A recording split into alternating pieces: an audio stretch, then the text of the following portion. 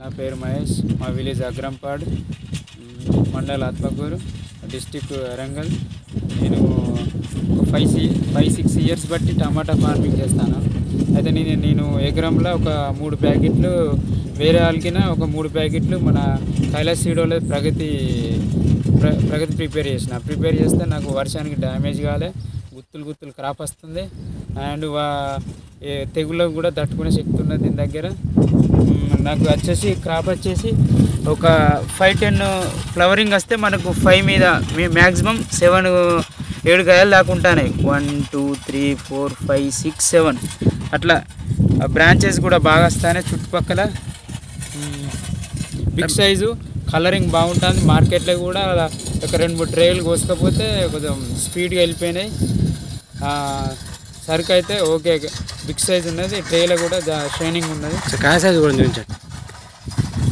కాయ సైజ్ వచ్చేసి 7 7 5 7 8 అట్లున్నాయి. అంటే మామూలుగా మీరు ఇప్పుడు 5-6 సంవత్సరాల నుంచి టమాటా సాగు చేస్తున్నారు.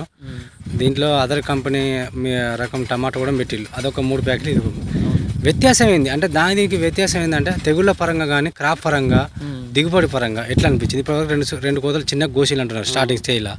ఈ 2 కోతలలో దీనికి వ్యత్యాసం ఏంది? అయితే మాకు మేజర్గా మనకు వర్షాలు అనేది ఎప్పుడు వచ్చేది అర్థం కాదు. అది మధ్యలో వర్షాలు వస్తుంది, అది వర్షానికి డ్యామేజ్ అయిపోయింది. ఇది కొంచెం పచ్చదనంగా నీట్గా ఉన్నది. ఇప్పటికి కూడా మనకు డ్యామేజ్ కాలే ఉంటుంది. మేజర్గా తెగుళ్ళకు వర్షానికి ఫస్ట్ టమాటాకి వచ్చేసి ఒక వర్షం వల్ల డ్యామేజ్ అవుతుంది. ఎక్కువ శాతం 70% ఏ టమాటా అయినా వర్షానికి డ్యామేజ్ అవుతాయి. ఇది కొంచెం డ్యామేజ్ కాలేదు, 100% రిజల్ట్ ఉన్నది. నాకు నచ్చింది ఇది వచ్చేసి అది బ్రాంచెస్ సైడ్ కొమ్మలు బాగా వస్తాయి, ఇట్లా ఎటు దాటే ఒరిగిపోతుంది. మేము వచ్చేసి భూమి మీద పండిస్తాం. అదే స్టే అయితే బాగుండు, భూమి మీద కాబట్టి మాకు ఇట్లా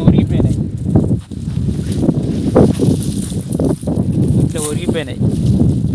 అదే క్రాప్ కాసి ఇప్పుడు అప్పుడు ఆ కాయ పండు వచ్చింది కదా, ఆ సైజు మీకు సరిపోతుందా? కాయ సైజ్ ఎంత ఉంది? మ్యాక్సిమం ఈ సైజు ఉంది. నిన్ననే ఒక 5-6 పెట్టెలు నింపేసినాం. మ్యాక్సిమం ఈ సైజు ఉంటే టాప్ రేట్ పడుతుంది మార్కెట్లో కూడా టాప్ రేట్ పడుతుంది.